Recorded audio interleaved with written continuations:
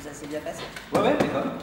Dans le Grand Chalon, lorsque l'on veut bricoler mais qu'il manque des outils, pas forcément besoin d'en acheter, il y a la bricothèque. Dans ces locaux, pour une dizaine d'euros d'adhésion, on emprunte tout ce qu'il faut. Je suis pas bricoleur dans l'âme, voilà, j'y suis venu parce que y a un moment effectivement il faut faire quelques travaux soi-même. Donc ce qui est peut-être accessible, je le fais. Et puis c'est vrai qu'avec la bricothèque, on a les outils pour faire des travaux comme du plancher, comme percer. On nous dit quand même systématiquement de bien se protéger au niveau de la vue, des mains. Et puis après, des conseils aussi, je dirais, où c'est un petit peu plus global, si on a une difficulté particulière dans l'utilisation du matériel ou dans le travail qu'on a exécuté. C'est vrai que quand j'ai vu la liste d'outils qui était à disposition, j'ai trouvé ça très intéressant. Et puis la somme est vraiment modique par rapport à ce que ça nous apporte. J'ai le basique, j'ai la petite scie sauteuse pour faire vraiment du petit bricolage.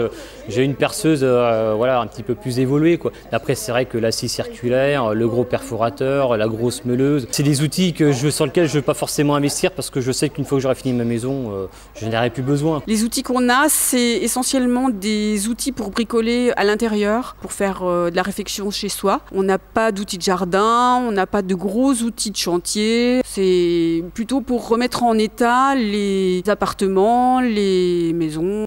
Des perforateurs, on a des scies, des meuleuses, des petits outils manuels. Si vous voulez emprunter du matériel, il suffit de vous inscrire, d'être adhérent de l'association. L'adhésion, c'est 10 € à l'année. Et à partir de ce moment-là, on vous prête des outils. Donc c'est un prêt.